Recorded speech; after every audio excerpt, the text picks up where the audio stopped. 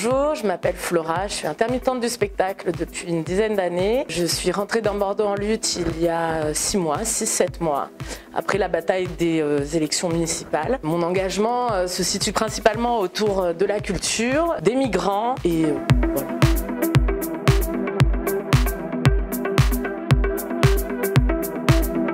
Pourquoi j'ai choisi Bordeaux en lutte en novembre? J'ai contacté plusieurs associations pendant le deuxième confinement. J'avais plus de travail étant intermittente du spectacle et je manquais vraiment de sens au quotidien pour qu'est-ce que je peux faire. Je pouvais pas préparer ma rentrée, je pouvais pas travailler avec des artistes. Je me demandais vraiment ce que je pouvais faire de mon temps et j'avais vraiment envie de le mettre à profit. Ça faisait plusieurs années que j'avais envie de faire quelque chose, mais quelque chose de concret pour la société, pour la ville, pour tout ce qui m'entoure en fait, et notamment par rapport aux injustices qu'on voit dans notre quotidien. Et du coup, j'ai contacté plusieurs associations, dont Bordeaux en lutte, qui a été très réactif.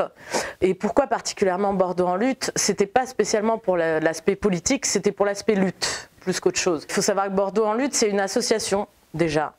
Et en plus, c'est une association qui est dans les luttes. Vers les médias, à travers les réseaux sociaux, c'est les campagnes, c'est les articles, les choses comme ça. Mais Bordeaux en lutte, c'est pas que ça. C'est principalement des luttes, des rendez-vous, des manifestations, des blocages. Et surtout, Bordeaux en lutte fédère plein de gens différents. Donc effectivement, des gens qui sont encartés, mais surtout des gens qui ne sont pas encartés, comme moi. Et c'est pour cela que ça me convenait particulièrement.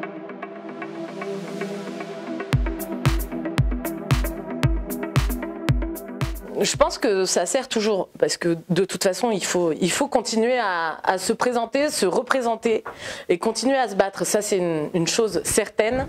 Mais quant à l'efficacité dans le conseil municipal, je me pose d'énormes questions. En fait, tant qu'on n'a pas la majorité, est-ce que ça sert à quelque chose? Alors oui, ça sert à quelque chose pour les gens qui votent, pour qu'ils soient représentés.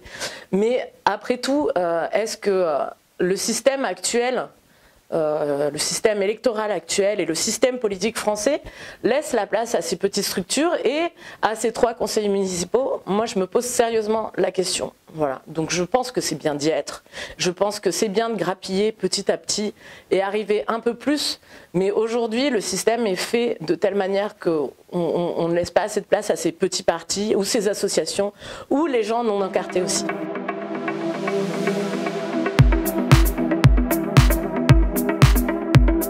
Pour moi, cette année, je me suis engagée avec beaucoup de camarades dans la campagne électorale pour les départementales. Sur les 5 cantons de Bordeaux, je me suis présentée pour la première fois de ma vie sur le canton 5 avec mon collègue et ami Patrick Youf.